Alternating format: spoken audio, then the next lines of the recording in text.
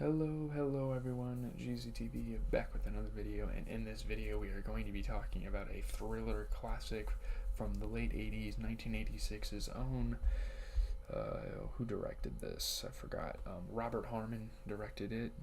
Not any crazy actors. I mean, this was kind of a B movie coming out, but as time has gone on, people have renowned this as an underrated classic out of the road thriller films. I mean, there's not a lot of those, but this one does a great job with it.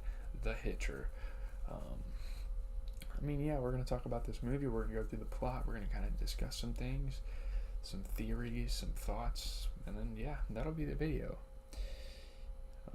So, here's the plot. Jim Halsey, a young man delivering a car from Chicago to San Diego, spots a man hitchhiking in the West Texas desert and gives him a ride. Now, obviously, stranger danger is a big thing in this show. I mean, you can't really just.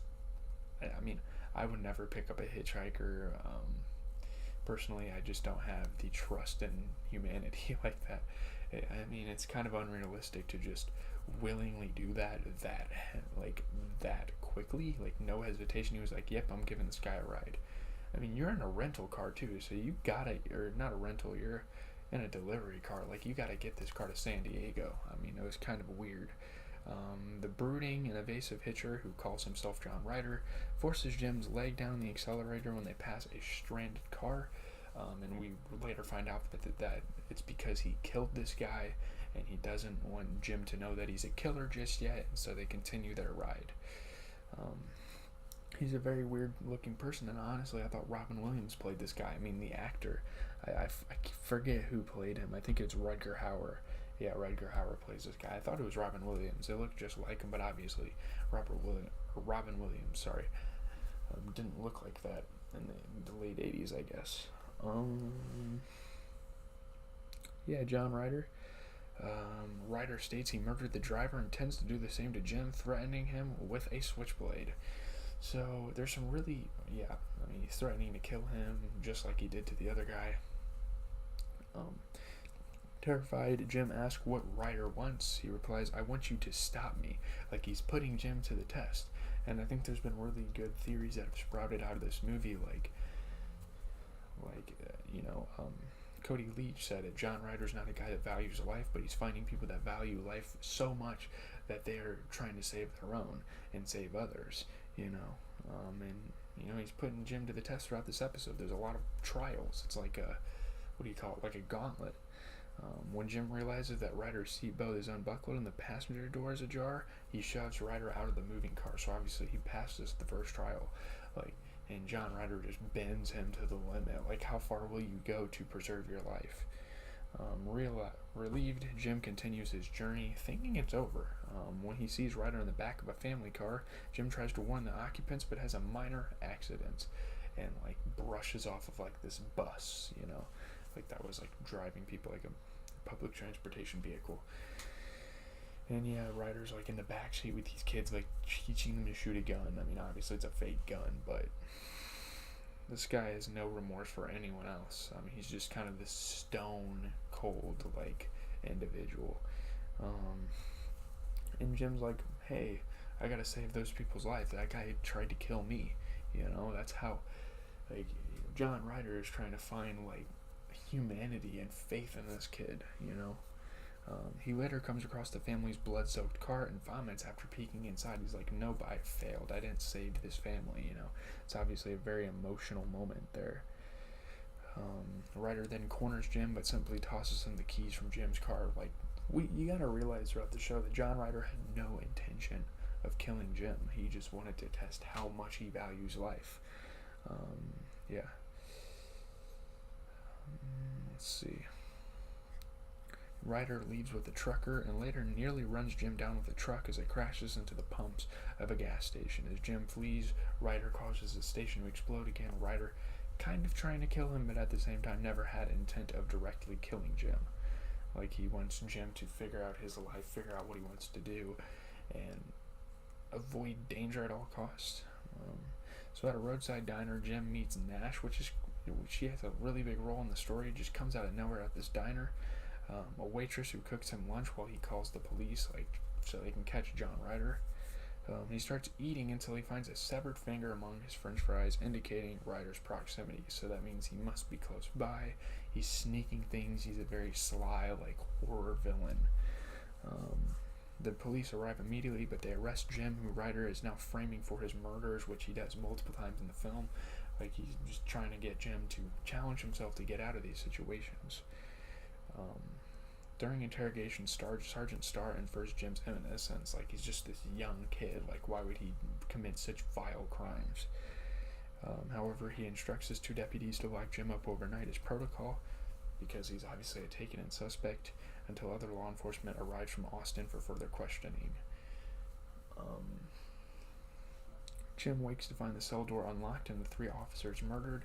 Obviously, John Ryder is freeing him out of the prison, and he's like really putting his faith in this kid. Like, this kid can do this. He can survive. He can complete this mission that I evilly set up for him. He panics and flees with a revolver. I mean, this kid makes so many mistakes. He like sets him up for things at this point in the show. At first it's like, why would John Ryder do this? And then it's like, oh my god, Jim is literally doing this to himself. At a gas station, he sees two officers, takes them hostage, and speaks on the radio to Captain Estridge, the officer in charge of the manhunt looking for John Ryder. They think they're looking for this kid, but really it's John Ryder. Like, as Estridge convinces Jim to surrender, Ryder pulls up and kills the two officers. He's like, look, kid, you're not going to get away with this. You're not just going to give up and go to jail.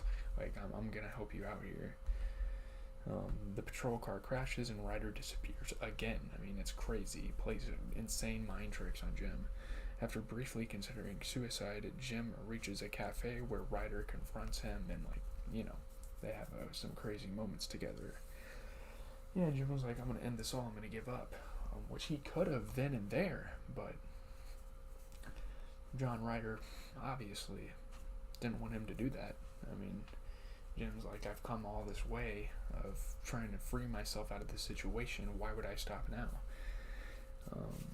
He points out Jim's revolver is unloaded and proves it by challenging Jim to shoot him. Like, end it all here. If you shoot me now, he's trying to trick him. Like, do you have a little bit of generosity in your heart to not shoot, like, even the most evil person in the world? Or, you know. Ryder also remains oblique about his reasons for tormenting him, and after cryptically placing 2 coins on Jim's eyes, which I'm not really sure what it was. I mean, you can kind of research what these things mean, these social cues are, but he leaves him several bullets and departs. He's like, you know what to do. Take those people out. Show that you have no humanity. Be one of me. I've set the bar for you. Jim boards a bus where he meets Nash and explains his situation. I mean, hey, coincidentally, Nash is on that bus. After a police car pulls the bus over, Jim surrenders. He's like, finally, I'm gonna give up.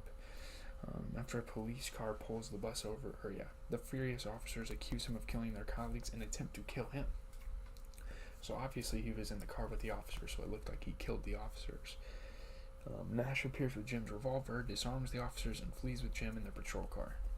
So now Jim, as John Ryder, like being this John Ryder type of character, is testing Nash to do the same, to save him, get him out of the situation.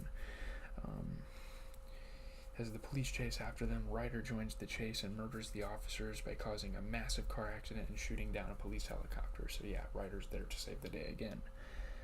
Jim and Nash abandon the patrol car and hike to a motel so they could settle down and try to get away from this for a while. While Jim is in the shower, Ryder abducts Nash and Jim immediately searches for her again, putting him to the test, saving people's lives. He's failed so many times and he keeps giving them second chances. Captain Estridge discovers Jim and enlists him to try to negotiate with Ryder, who is at the wheel of a large Mack truck. This is very gruesome. Not a lot of gruesome scenes in the movie. They hid those on purpose. They changed the script once I did further research. So like, it's crazy to like talk to him. Like, he is obviously trying to help you out. Maybe you can help us out by talking to him. You two have a better relationship than we do with him. Obviously, he hates us. He's killed our colleagues. Ryder is gagged and tied Nash between the truck and its trailer hitch and is threatening to tear her apart, and he must save Nash. That's like his final mission. Not quite, though, I guess. Estridge tells Jim that his men cannot shoot Ryder because his foot would slip off the clutch, causing the truck to roll, and that's kind of the trick that Ryder is playing. Like, you can shoot me, but